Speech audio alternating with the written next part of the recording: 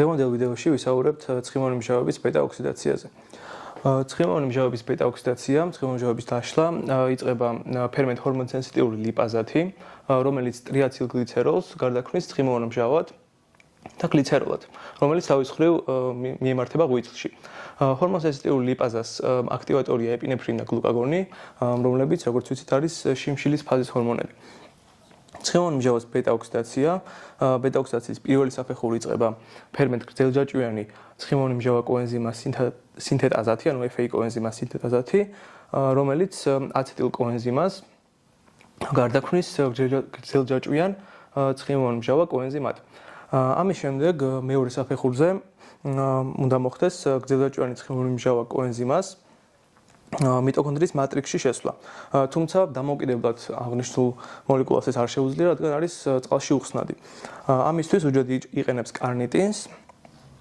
თავდაპირველად გრძელჯაჭვიანი ცხიმოვანი მჟავა კოენზიმა შედის მიტოქონდრიის მემბრანათა შორის სივრცეში, სადაც ფერმენტი კარნიტინ პალმიტოიდ ტრანსფერაზათი ჩაერთავს კარნიტინს და წარმოიქმნება აცილკარნიტინი, რომელსაც აქვს უნარი, რომ გადაახოს მიტოქონდრიის შიგნითა მემბრანა და შევიდეს მიტოქონდრიის მატრიქსში. ამის შემდეგ წარმოიქმნება აცილკარნიტინიდან კვლავ მიტოქონდრიის მატრიქსში FA კოენზიმა. აღნიშნული ფერმენტის კარნიტინ პალმიტოიდ ტრანსფერაზის ინჰიბიტორი არის მალონი კოენზიმა და ამ მოვლენის მეტაბოლური ღირებულება არის ის, რომ უჯრედში ერთდროულად არ ხდება ცხიმოვანი მჟავების ბეტა-ოქსიდაცია და ცხიმოვანი მჟავების სინთეზი. ამის შემდეგ უკვე მესამე საფეხურზე ფერმენტ აცილკოენზიმა დეჰიდროგენაზათი ალფა და ბეტა ნახშირბაც შორის ხდება ორმაგი ბმის ფორმირება. ხოლო ამის შემდეგ უკვე მეორე საფეხურზე ხდება ჰიდროქსილირების რეაქცია, ანუ ორმაგი ბმა წყდება და ბეტა ნახშირბადის პოზიციაში წარმოიქმნება ჰიდროქსილის ჯგუფი. ამ რეაქციას აკატალიზებს ენოილ კოენზიმა ჰიდრატაზა. შემდეგ მესამე საფეხურზე ფერმენტი 3 ჰიდროქსიაცილ კოენზიმა დეჰიდროგენაზა კვლავ აღადგენს ჰიდროქსილის ჯგუფის ადგილას ბეტა პოზიციაში კეტონურ ჯგუფს, ხოლო მეოთხე საფეხურზე დარჩენილი ცხიმოვანი მჟავა იხლიჩება და წარმოიქმნება აცილკოენზიმა და აცეტილკოენზიმას მოლეკულა. ამ რეაქციას აკატალიზებს ფერმენტი ბეტა-კეტოთიოლაზა. საბოლოო ჯამში ცხიმოვანი მჟავების ბეტა-ოქსიდაციის შედეგად წარმოიქმნება აცეტილკოენზიმა ნათაში და ფათაშორი.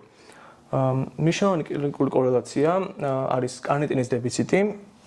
როგორც უკვე თქვით, კარნიტინი მონაწილეობს გრძელჯაჭვიანი ცხიმოვანი მჟავას მიტოქონდრიის მატრიქსში შესვლაში და კარნიტინის დეფიციტი შესაბამისად გამოიხატება იმაში, რომ ცხიმოვანი მჟავა ვერ შედის მიტოქონდრიაში, იგი აკუმულირდება უჯრედში და უჯრედული ცხიმოვანი მჟავების კონცენტრაცია იმატებს და შრატში შემცირებულია კარნიტინი და მისი მეტაბოლიტი აცილკარნიტინია, რომლის დეფიციტიც გვაქვს. სიმპტომები იქნება კუნთოვანი სისუსტე, რომელიც განსაკუთრებით უარესდება ფიზიკური დატვირთვის დროს, როცა ენერგეტიკული მოთხოვნილება იზრდება, ასევე კარდიომიოპათია და რაც ყველაზე მთავარია ჰიპოკეტონური ჰიპოგლიკემია. ამ შემთხვევაში, როდესაც ცხიმოვანი მჟავების ბეტა-ოქსიდაცია არის გათიშული, ორგანიზმი იყენებს გლუკოზას და ხდება გლუკოზის გადახარჯვა, ანუ იზრდება ქსოვილების მიერ გლუკოზის მოხმარება და კეტონთა სინთეზი არის შემცირებული, რადგან როდესაც აღარ მიმდინარეობს ცხიმოვანი მჟავების ბეტა-ოქსიდაცია, ამ შემთხვევაში აღარ წარმოიქმნება აცეტილკოენზიმა, ამ ოქსიდაციის პროდუქტი, რაც შემდგომში საჭიროა კეტონების სინთეზისთვის. ყველაზე გავრცელებული პათოლოგია კარნიტინის დეფიციტიდან არის პირველადი სისტემური კარნიტინის დეფიციტი. ამ შემთხვევაში ხდება მუტაცია და უჯრედებში დარღვეულია კარნიტინის შეთვისება.